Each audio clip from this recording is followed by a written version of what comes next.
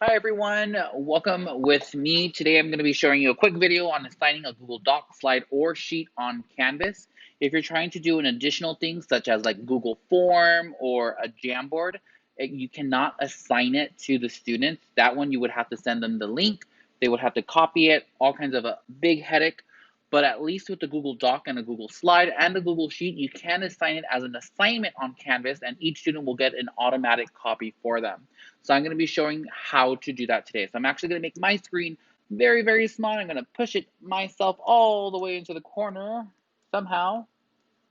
There we go. I'm moving. And I'm going to actually go ahead and close this out so you can actually see my Canvas page. So here I am on my dashboard. I'm going to go ahead and click into my room. I'm going to click on assignments. And just a friendly reminder, if you've already have the Google assignment ready, the Google, either it be a Google Slide, a Google Doc, or a Google Sheet, this will be easier. But if you're creating something, make sure that you have it created beforehand so you'll be on this step. So back to Canvas, you're on Canvas and you'll be clicking on plus assignments. When you're on plus assignment, you'll go ahead and give it a name. I like to call them daily things because I have my students turn in daily slides so I know that they're with me and I'm just kind of checking for understanding. But I'll go ahead and do testing for this one. I like to always give directions. Dear stars, whoopsies. Dear stars, please use this slide for the day.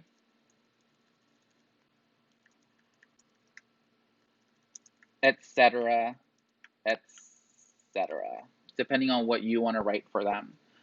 And what I also like to include is click on the box below that says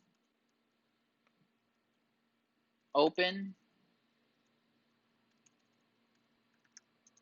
testing in a new window.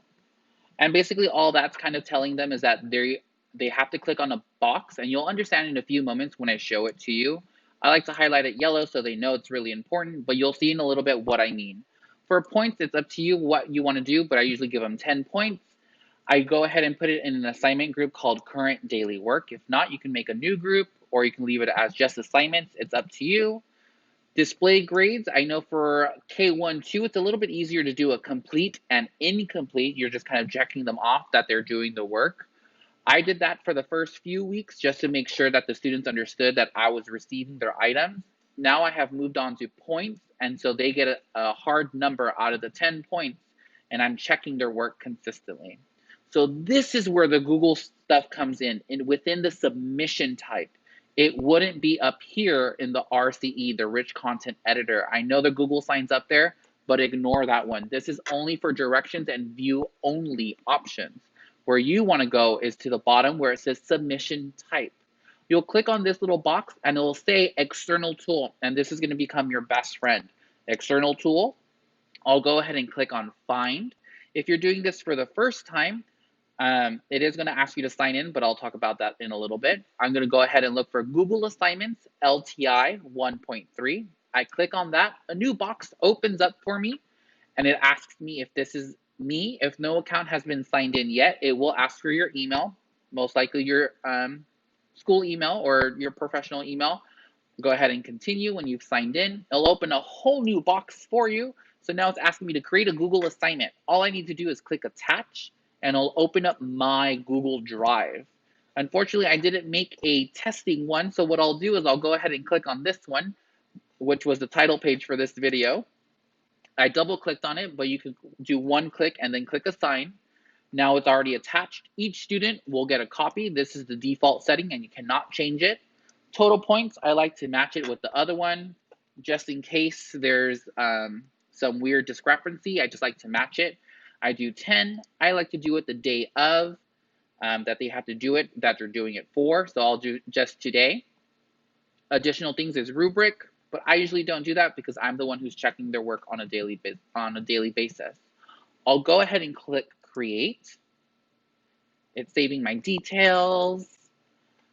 And now I come back to this box. This is super important. You have to select the blue button that says select. If you push on the X, it'll skip all of those steps that you just did on the Google Drive.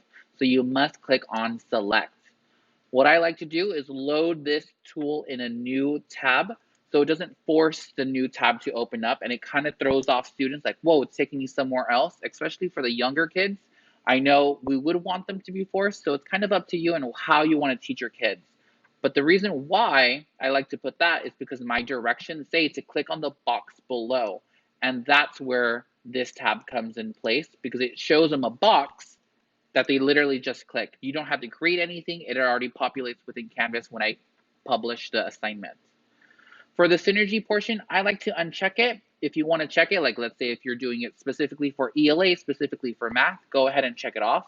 I'm not using it right now only because I'm doing daily slides. It's more of a participation. Your due date, I like to go ahead and put the day of. And then availability, it's up to you if you want to do that. I usually keep it closed because I do want my students to understand that they can submit work late due to the Wi-Fi issues, home environment, they're not there, they're sick, some type of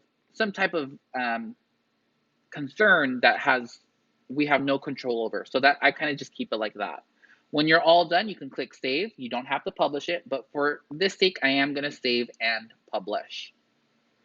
There it is. I saved it and I published it. Now there it is. Load testing in a new window. It's just going to open that up for me. I click on it, and for the students, they will see their name and the name of the assignment. But this is the teacher view of it.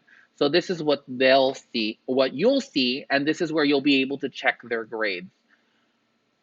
So let me kind of show you where the grade portion is so you kind of understand where it is. So let me show you one that I did. Let's do one from today. Same thing. I'm gonna put load Wednesday, 9:30 in a new window. It shows me the teacher view of it. And now I have all of these students who have submitted their work for the day. What I'll do, I'll click on it and it'll show me the very first slide. So this is this student's slide. I know it privacy issues, but this is the only way that I can show you the example. And she's typed in within the slides the work that she needed to do. I mean here blank, but that is okay. But she has access to it and she's be able to do it, and I am now checking it. I give her grades over here, and if I want to give feedback, I go ahead and write the feedback over here. I'm not going to leave anything over there because I do want to be able to let her know actual true data. I like to always return it because I think about it as I'm returning this paper back to you. Here's the information. So it's really up to you how you want to organize it and organize it for yourself. So let me go ahead and exit out of the Google assignments. I know I'm going kind of fast, but remember, this is a video. You can go back and do it. What I like about the Google assignments and you grading them in the Google assignments portion, it shows up on your grades. So if you notice here, all these students have submitted it, but that means I have to check it. Here's the testing assignment. Of course, no one submitted yet. And then for example, Tuesday, I'm giving points here. These red ones means that they're missing the work. This yellow one means it's excused. And you may have noticed on this side, there's a blue one. The blue one just means that it was late. They submitted it late. It just kind of gives me a little clarity on what to understand. But if I scroll on over, here's a complete and incomplete with check marks instead of points. And then if I keep scrolling over, you'll see more of my point systems and check marks throughout the year that I've done so far. Hopefully that helped you guys understand a little bit more about the Canvas and the Google, how to make the Google assignments accessible for your students. By all means, you could always reach out. I figured to do this video because I heard a lot of teachers talking about it recently and they weren't sure what to do and how to have the students type on the slides or type on a doc, having their own copy, and it starts to get a little confusing. I know it's a lot of steps. Take your time, slow down, one thing at a time. But by all means, you can reach out and ask me for questions. All right, you guys, have a good one. Hang in there and have a great evening.